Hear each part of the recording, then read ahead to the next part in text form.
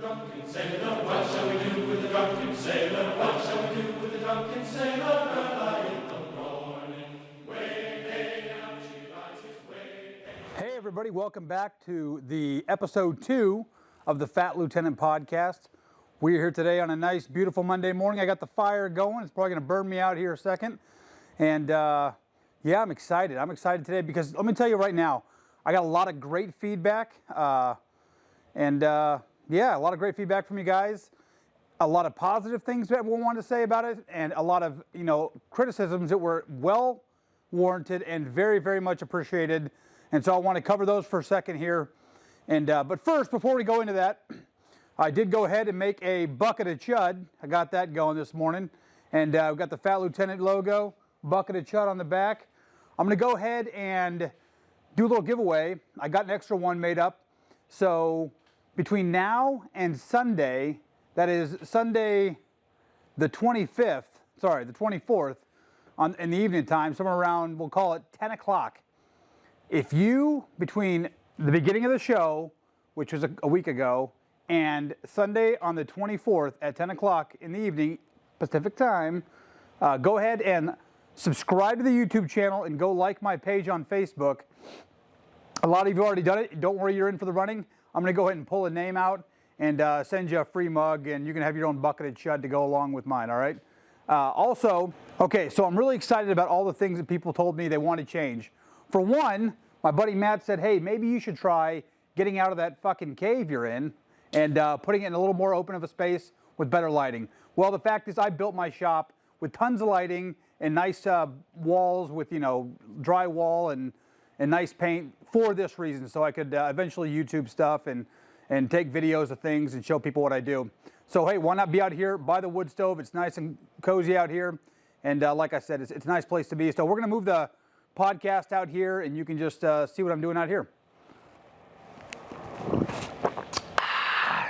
So also, a couple other recommendations I had were that I go easy on the F-bombs or bad words. Thanks, Mom, for the recommendation. I do love you to death, but you raised what turned out to be the Fat Lieutenant, a dirty sailor. It's what I am. It's what I love to be. I do remember my first day at boot camp, and some of you guys remember your days at boot camp as well. Back in the late 90s, there was a sign on the wall that said, profanity is not a form of good leadership. I remember SM2 Lampkin, my drill instructor, or whatever it called, my RDCs or whatever that day, came up to all of us and said, now that is what I want you to fucking listen to. And that really made me laugh. I was 18 years old at the time, and it was all a big shock to me. So I am what I am. I'm going to try and ease it up. I don't want to be dropping F-bombs for no reason, but I talk the way I talk. So like I said before, if it's not for you, I understand. It's not for everybody. But I just want you to get the positivity out of it. Another recommendation I got was try to lower the length of the podcast down to about 20 to 25 minutes. I definitely get that. For YouTube, that's probably a really good idea because keeping people involved. But I want this to go out to a lot of different platforms. I've already got it working on getting on Apple right now and Spotify, and it's already on Stitcher, I believe, and I want to get on SoundCloud. All the normal podcasting networks, I'd like to get out there.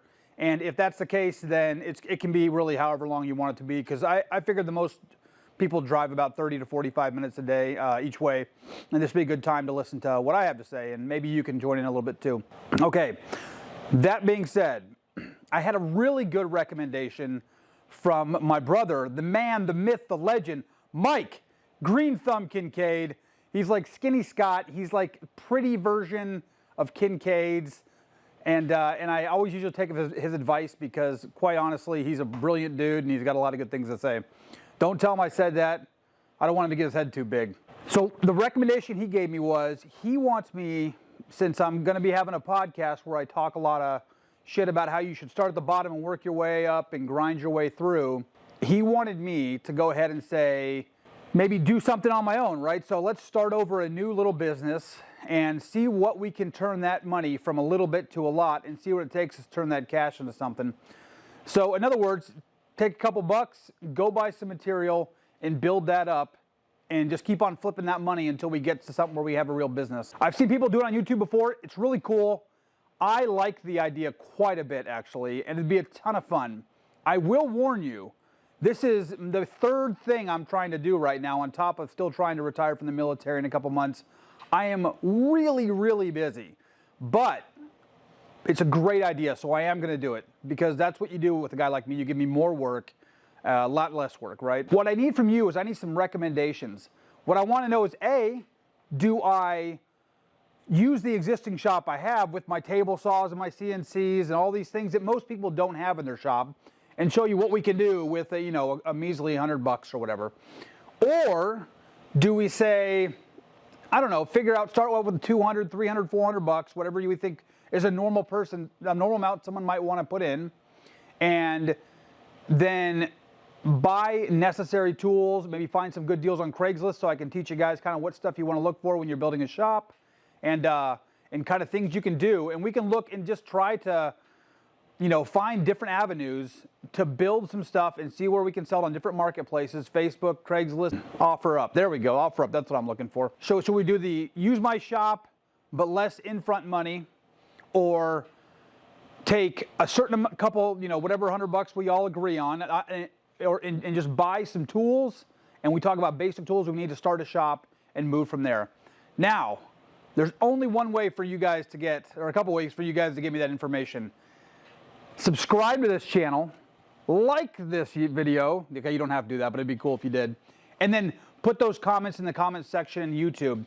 If you're on a different podcasting network, I will listen to those too. Recommendations in those comment sections as well. You can always go to The Phat Lieutenant, the PHATLT, on Facebook, and you can go to my Facebook page, like that, and put the comments down there as well. I'm curious what you guys want to do. I'd love to get that idea started. I think it'd be a ton of fun, and we can go through some ideas. Okay, on to the show. Oh yeah, one more thing.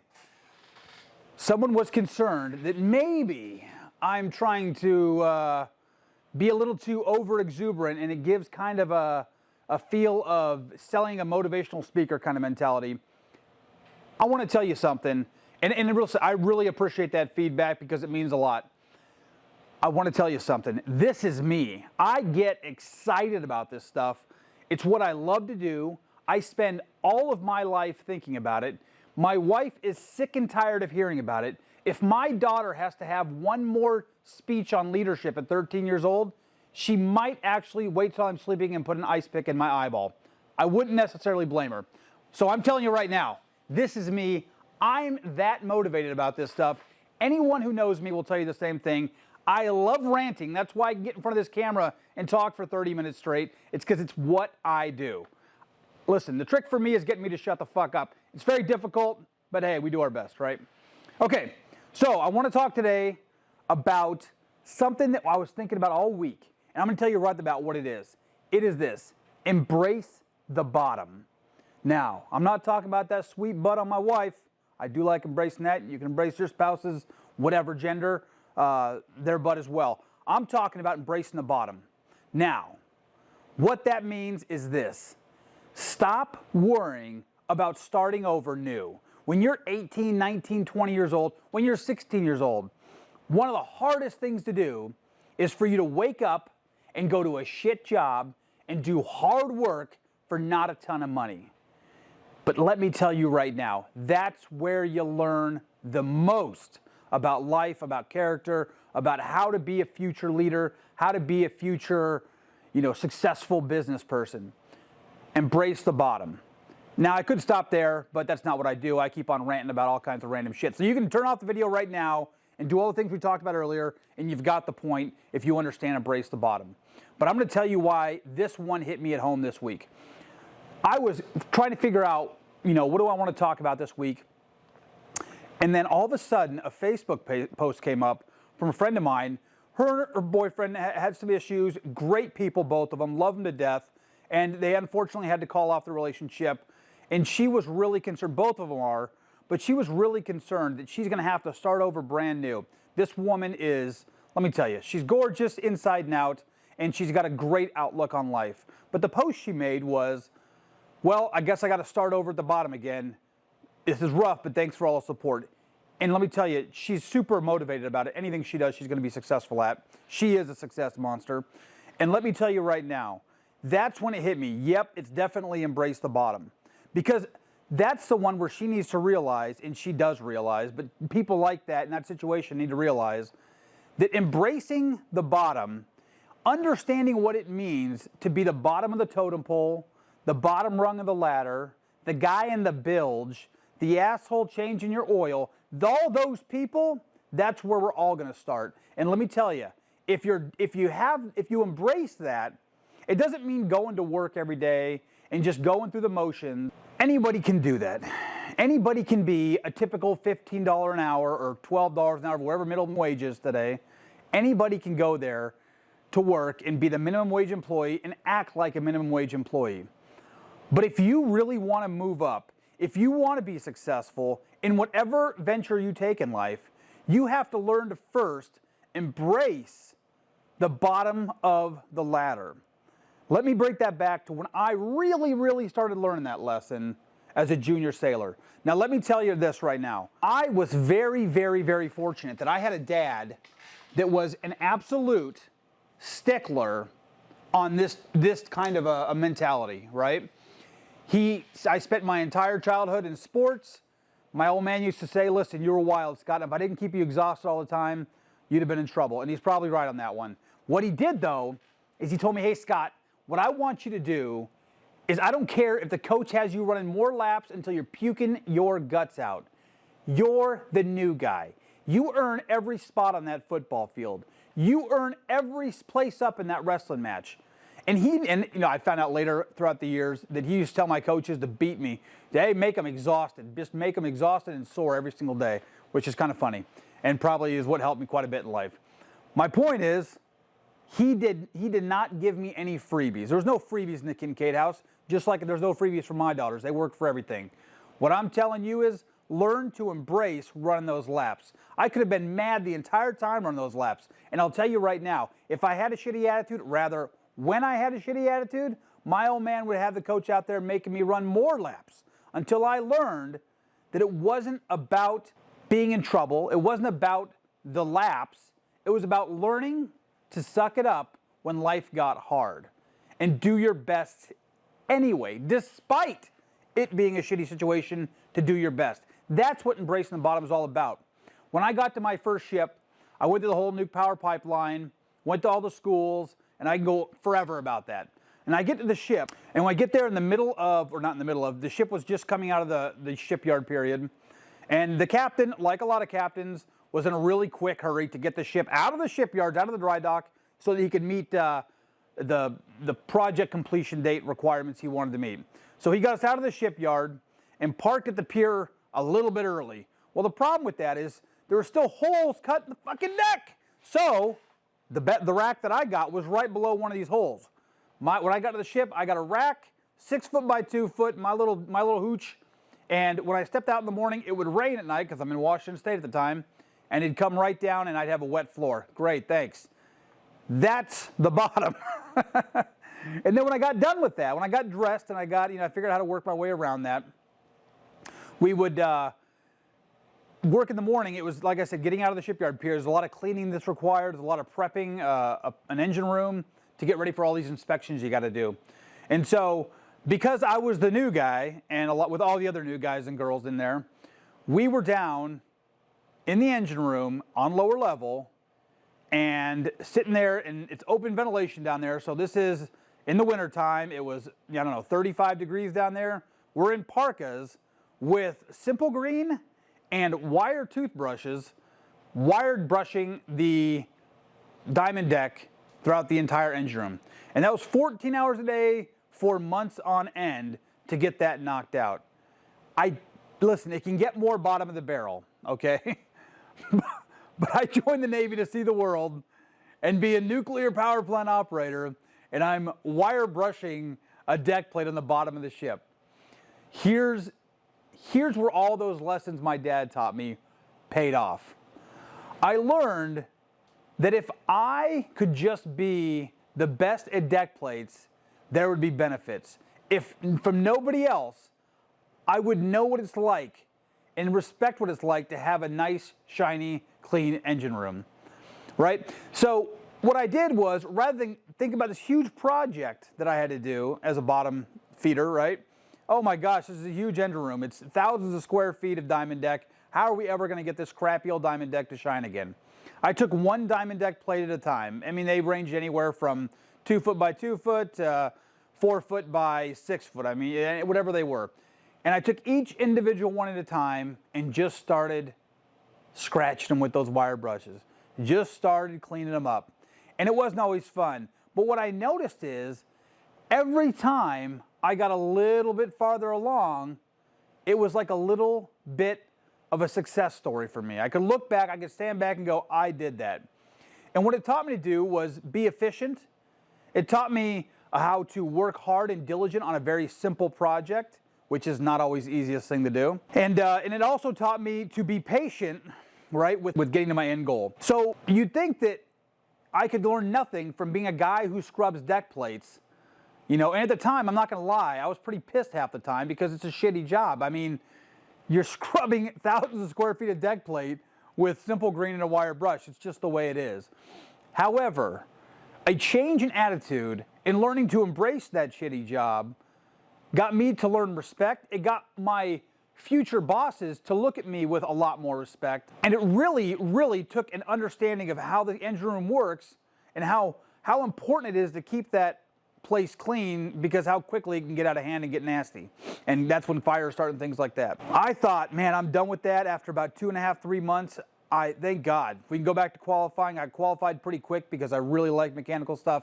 And so got back down to the engine room, and I worked for a guy named Randy Bracewell. I hope Randy subscribes to this channel, and he knows the effect that he's had on my life positively.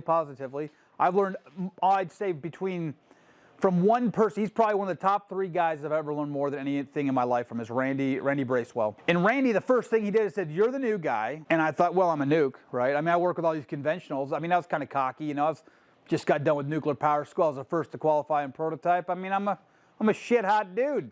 At that time, I wasn't so fat. I was buff. I was a good wrestler. Bring it on, dude. He's going to put me right in the top quals. No, that wasn't Randy's forte. He said, you're the new guy, asshole. Get in the bilge. Oh my God, there you go. Okay, so now I went right to the bilge. So after I'd done all this shitty job and I thought I was going to embrace the bottom and be out of it, great. All these things, boom, right back in the bilge.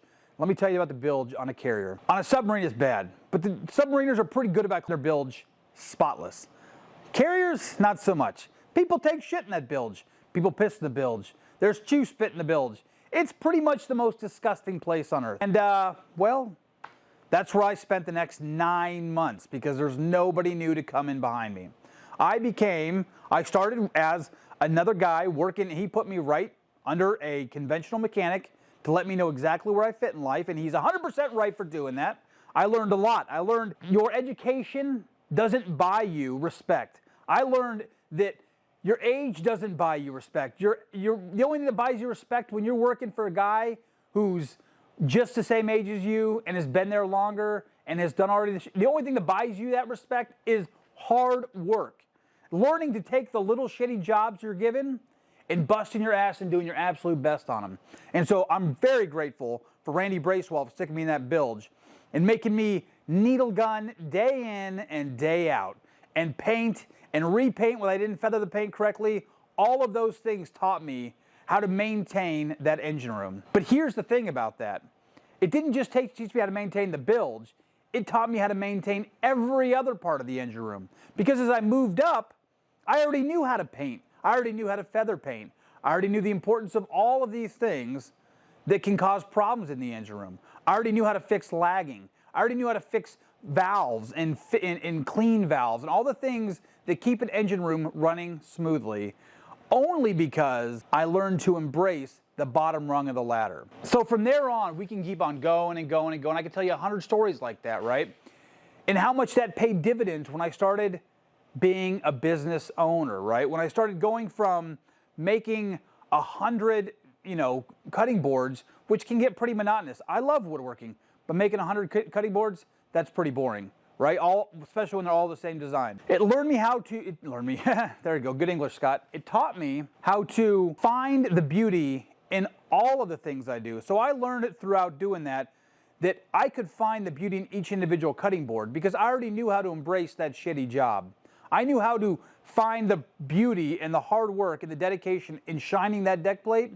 So now as a businessman, when I want to go make some beautiful custom piece, I can, and I don't have to charge an arm and a leg because that's my fun time. But when I have to go make 15 or 20 or 50 of a plaque, that does get pretty old. But I can learn to find the beauty and the different knots and the grain structures from each individual piece. And as a result, because I've learned to embrace that bottom at a young age, as a young man, now I'm a 40-year-old dude, and these very mundane, hard tasks that are just painful to do for over and over again, I can learn how to do them well. And it also gives me the patience to deal with problems as they come up. When I was young and I had to deal with these crappy problems and I hadn't learned to embrace them yet, it was very, very difficult because I would look at those problems and go, I don't give a shit, I don't like this, and I'd throw it all away. But now that I'm an older guy and I've already learned that lesson in life, now it's not really a problem. I told you all the things why I believe it's super important for you to embrace the bottom, right? From a personal standpoint. But there's another benefit to this, right? It's who is looking at you. Here's one thing we fail to realize a lot of times. I don't give a shit who you are. You are a leader to someone. That's a hard thing to embrace a lot of times. I have to get it through my 13-year-old's thick skull. My 20-year-old's thick skull, actually she's really good at it now, and my 6-year-old's thick skull, right? When my oldest Amethyst was younger, I used to really, really enforce that she be a leader, not just a big sister to Lily, the middle one. It was really important that her bad attitude not rub off on Lily, that her poor communication skills not rub off on Lily, and as a result, Amethyst, like any kid's gotta learn, right? It's never a perfect thing. As a dad, I gotta go through and teach a lot of stuff, right? But she learned as a leader at 13, 14, 15 years old how to really embrace communication skills and work on her patience. And now that she's only 20, she acts like you wouldn't guess it. She's a 25, 26, 27-year-old responsible woman who carries herself quite well because she knows how to be a leader in all that she does. My 13-year-old's coming up that same way, and eventually she'll be theirs too. And the 6-year-old is even a leader to the kindergartners, and she'll be there eventually too. As you move up that chain, and you move up to those leadership positions, you will remember what it's like to have embraced the bottom. And so you're going to look for the good leaders, right? Because you're going to lead somebody regardless. You can be a shitty leader or a good leader, and that's a whole other topic. But you're going to lead somebody. Here's the thing. You're going to look back on when you were at the bottom, and you're going to look at the employees or people you're supervising, or just really people walking through the day. And you're going to think about, man, are they embracing the bottom like I embraced the bottom? Are they doing those things that I thought were important? Do they understand the importance of doing it right? If not, what do I see in that person that I can help them learn how to embrace that bottom even better? How can I teach them the lessons I learned when I was the bottom so I can make them a leader, a better leader in the future, and a better employee for me, and a better person I can trust to leave in charge of people later on in the game, right? So not only does it help you benefits you for your work ethic and your understanding of how things run all the way throughout your life and your career, or whatever you decide to do, it helps you understand how you can better lead those people to become the best they can be. Which, at the end of the day, people, that's what this is all about, right? If we're not helping each other become better leaders, better people, better society, then what are we doing? What are we fucking doing here? I mean, anybody can sit in a shop and be boring as shit and never talk to anybody, right? I can always do that and then just sell stuff randomly, willy-nilly. That sucks. That's not how we're meant to be as human beings. We're meant to help each other succeed. We're a tribal people. Let's help each other succeed. As a leader, you can do that the more you know about what it feels like to be on the bottom. The more you understand what standards are on the bottom and how to get them to where they need to be. Anyway, I hope that helps some of you guys today. I don't know how long this video is because I can't see the timer right now, but I don't think it's quite 30 minutes yet. In any case, I'm super excited for you. I want you all to learn to embrace the bottom this week. And when you find that shitty job that you don't want to do, just do it. Do it with all your heart. I tell my kids all the time, I make my daughter do a great job on dishes just about every night. I do miss out sometimes, and my wife has to call me out on it, and she's right. But I do not accept mediocrity because I need my kids to learn to embrace the bottom. I want my employees to learn to embrace the bottom.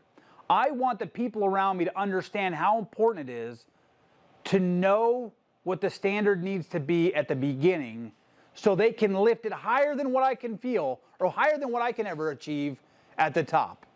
Okay, get out there, lead somebody this week, embrace the bottom. And of course, if you like what you heard, hit the subscribe button, hit the like button. If you hate it, hit the dislike button. Tell me why you hate it. And subscribe to all your podcast network stuff. It'll be up there probably tomorrow. And thanks for hanging out with me today. We'll talk to you later. What shall we do with the drunken sailor? What shall we do with the drunken sailor? What shall we do with the drunken sailor?